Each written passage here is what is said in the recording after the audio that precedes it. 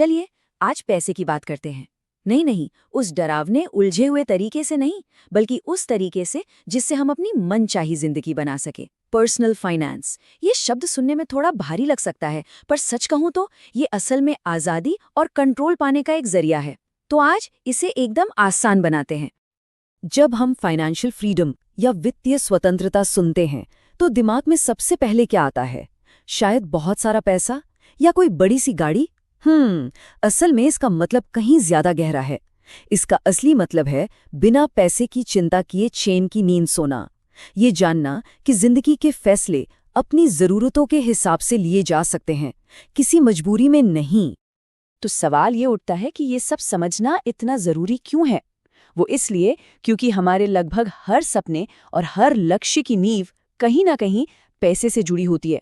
चाहे वो एक अच्छी पढ़ाई हो, अपना घर बनाने का सपना हो या फिर दुनिया घूमने की ख्वाहिश।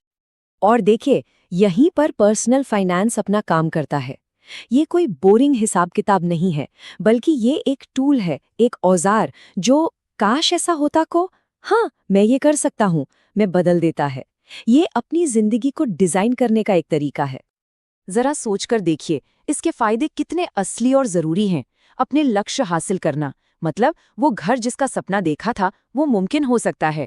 अप्रत्याशित का सामना करना मतलब अगर कोई मेडिकल इमरजेंसी आ जाए तो हम टूटे नहीं बल्कि उसका सामना कर पाएं। और तनाव कम करना, सच बताइए आज के दौर में इससे बेहतर और क्या हो सकता है?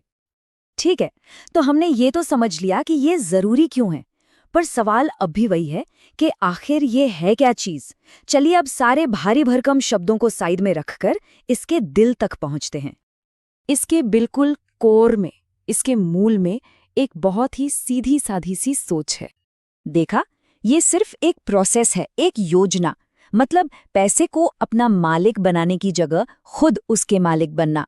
और हाँ, ये कोई एक दिन का काम नहीं है, ये एक आदत है, बिल्कुल वैसे ही जैसे हम अपनी सेहत का ध्यान रखते हैं।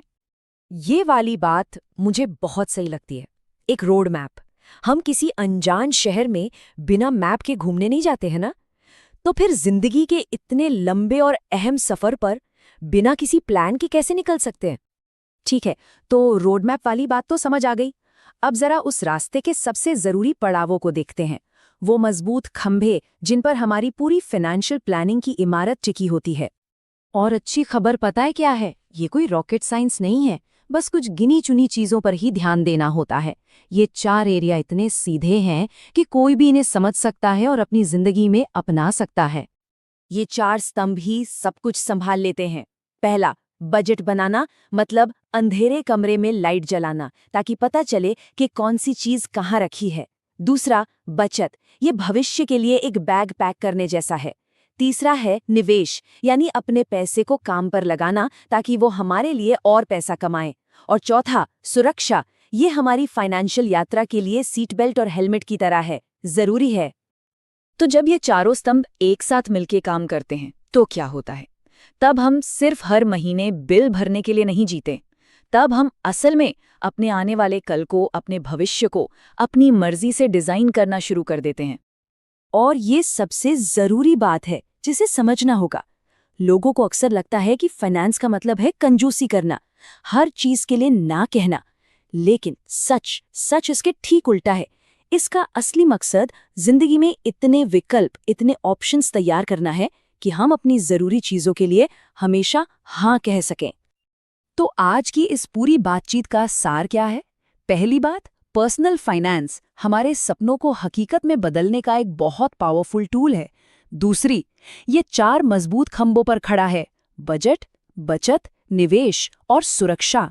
और आखिर में इसका सिर्फ एक ही मकसद है, जिंदगी का कंट्रोल वापस अपने हाथ में लेना। तो आखिर में सवाल सिर्फ नंबरों या हिसाब किताब का नहीं रह जाता। असली सवाल खुद से ये पूछने का है कि हम अपने लिए और अपनों के लिए कैसी जिंदगी बनाना चाहते हैं। पैसा तो उस जिंदगी को बनाने का सिर्फ एक जरिया है। असली चीज तो वो ब्लूप्रिंट है जो हमारे दिमाग में है।